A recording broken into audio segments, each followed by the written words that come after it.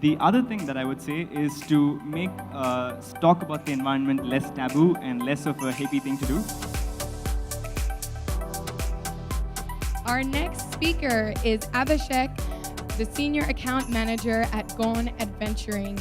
He's going to be talking to us about the circular economy and plastic waste in our ocean. Hello, thank you so much for joining us. Pleasure to be here. So tell us a little bit about yourself, your journey, and Gone Adventurin, the company that you work for. So I grew up in India, but I've been living in Singapore for about 8 years now. I major geek, loved science fiction, loved physics, and so did engineering. But over the course of growing up and studying, I got more and more into sustainability. And so since graduating, I've moved my career towards the sustainability path. And so Gone Adventuring, we work with MNCs across Asia Pacific to help reduce their impact on the environment, focusing on plastic packaging waste. So we work with these decision makers in Singapore and all of these other countries to get them started on how they can have less of an impact on the planet by changing the way they package their products. Okay, wow, that sounds really noble and amazing. So maybe you can tell us a little bit about what a circular economy actually means and kind of unpack that a little bit and how it's related to waste. So what we're all used to is the linear economy, and this is what we've been doing since ages, where you get something off the ground, you make a product with it, and once you finish using it, you throw it back and you dispose of it. This has been fine until now, but what's happened in the last 50, 100 years is that A, we have grown in population exponentially, and B, new materials like plastics have come into the picture, which don't behave the same way as wood or metal or all these other things that we have been using for ages in the past.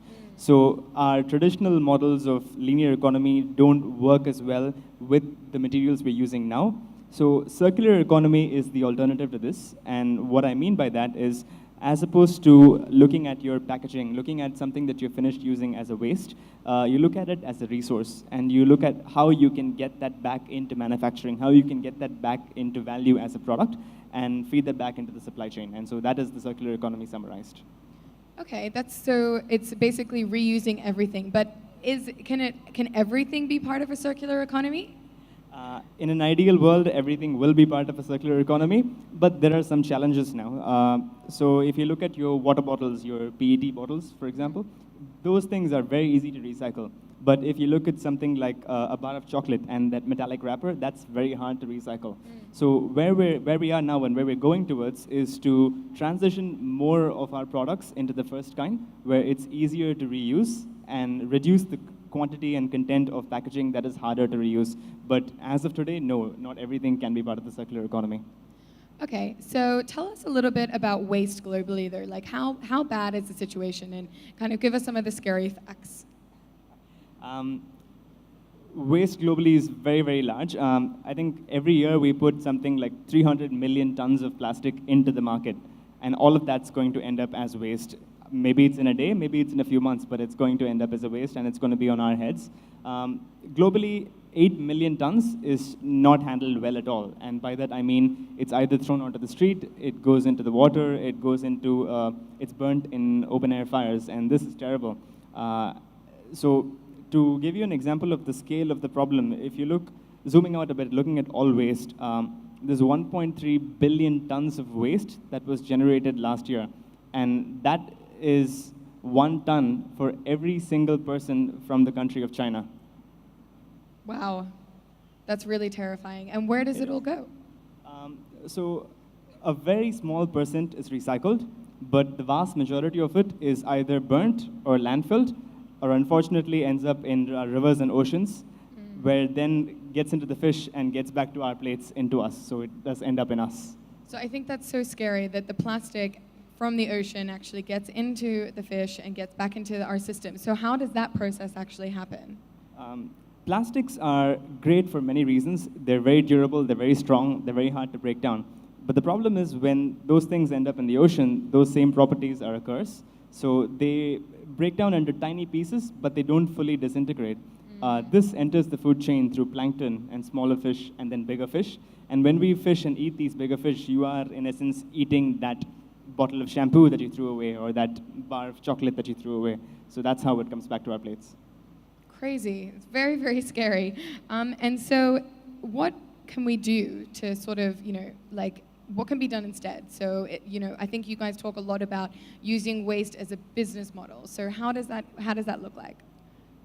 I think in Singapore, people would be familiar with the Karangoni man, who is the local recycler. And in most countries of Asia, you have the habit of waste pickers who go to either dump sites or go door to door asking for your old papers or your old metals, which they can then sell for a price. They have the right idea. So they already view waste as a business opportunity, and there is a thriving economy around this in Asia. The problem is it's informal, and they don't have any health and safety, or they don't have any workers' benefits. So the challenge is, how do you start formalizing some of these economies? How do you give them better working conditions, give them better tools, and incorporating them back into the supply chain of companies? So if you're a large company who's using plastic packaging, how would you work with the waste pickers of Indonesia to be your supplier for plastic instead? So that is how we see waste becoming a business opportunity, particularly for large companies. Yeah, that's really interesting. I mean, how much are you seeing that implemented around the region? More and more every year, which is a good thing, but not nearly enough. So you have several of the large companies already making targets of, we want to have X percentage of our products to be made from recycled plastic or recycled metals, which is great. And the challenge is everyone's trying to be competitive, so no one can do something as a charitable project. They have to do this as a business project, which is perfect. But what this then means is that we as consumers have to start creating the demand for these products. We have to go to our companies and tell them, hey, we will buy your shampoo if the bottle uses recycled plastic. We will buy your chocolate if you package it more responsibly. And the more that we start to do this, the more that companies who now have small tentative steps in this direction, all of them will realize that they can do much more bolder targets, and that's how change will come to Asia. Okay, so as an individual then who wants to go and say that to companies, how would I go about doing that? Well, the easiest option is to vote with your dollar.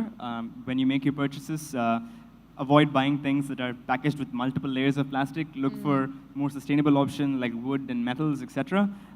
And even amongst plastic projects, if you look at the labels of most things, you will see information about whether it's like virgin plastic or whether it's recycled plastic, where it's made, where it's transported to. So in all your buying decisions, be careful and be conscious in buying. That's how I'd say we do it. So we basically can vote with our wallets, and that's how we can make some change now. The other thing that I would say is to make talk about the environment less taboo and less of a hippie thing to do. Because there is the public opinion that, oh, you're an environmentalist, you probably want to lecture me against eating meat and like using too many bags, etc. But what we really need to happen is for this to become a mainstream dialogue. We should be having coffee shop conversations with our friends, with our parents, with our colleagues about these things, and it should be seen as normal and necessary for everybody across the world to have these conversations to drive change.